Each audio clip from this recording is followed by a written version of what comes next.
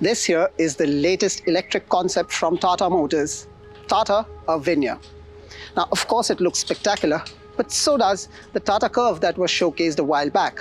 But while the Curve Concept EV is based on the Gen 2 architecture, this is based on the all-new Gen 3 architecture. It looks spectacular, but there's more to it than just looks. It's a big statement of intent from Tata Motors. What's this car all about? When will possibly this car's production version hit Indian roads? All of this in this episode. You're watching HD Auto. I'm your host, Shubhadeep. Stay tuned.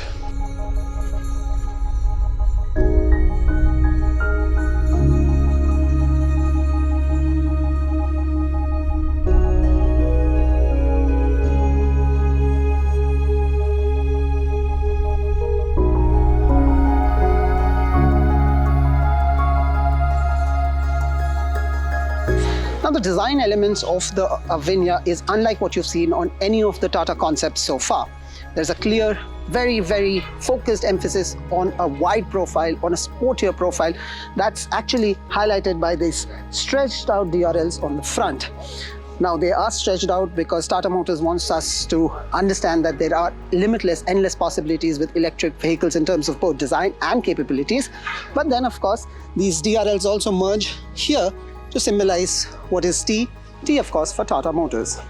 Now, over at the side, the clean profile continues. There is very little minimal badging, except for the Avinya badge here. There is really nothing to sort of obstruct the whole view of the car.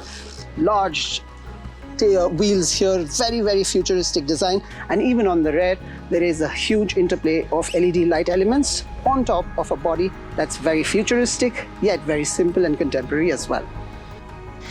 Now, while from the outside, this is clearly leaning towards a hatchback, a premium hatchback segment, but Tata Motors also is promising more spaciousness, more roominess that can actually make this a rival to MPVs, combined with the designing elements taken from the SUV body type. So it's more of a crossover from the outside.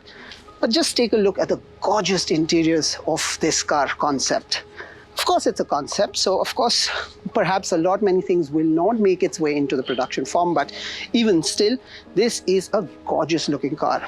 In fact, Tata Motors is again underlining its spa-like credentials. There is, on the inside too, a clear emphasis on a simple element. So you see the two seats up front. There is a sofa-like rear seat, which is tailor-made for comfortable ride experience. It's a welcoming cabin that you get here. There is very less screen because that can be an obstruction and a distraction. So while you do get your crucial information on a horizontal screen on the steering wheel, there is a very minimal strip line display screen on the dash as well. Now, the materials used inside, both on the dash, the seats, even on the floor bed, are all sourced from sustainable materials. So Tata Motors is emphasizing on a cabin that's welcoming and is sustainable as well.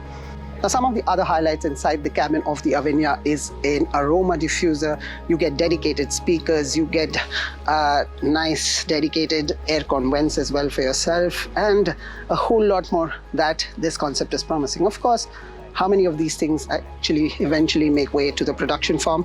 How many of these features actually inspire future Tata EVs? That remains to be seen.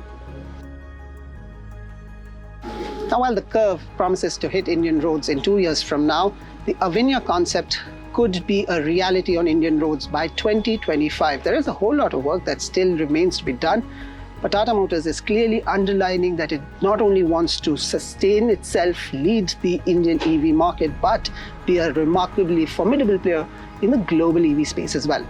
Concepts like these clearly show that the future perhaps is indeed bright.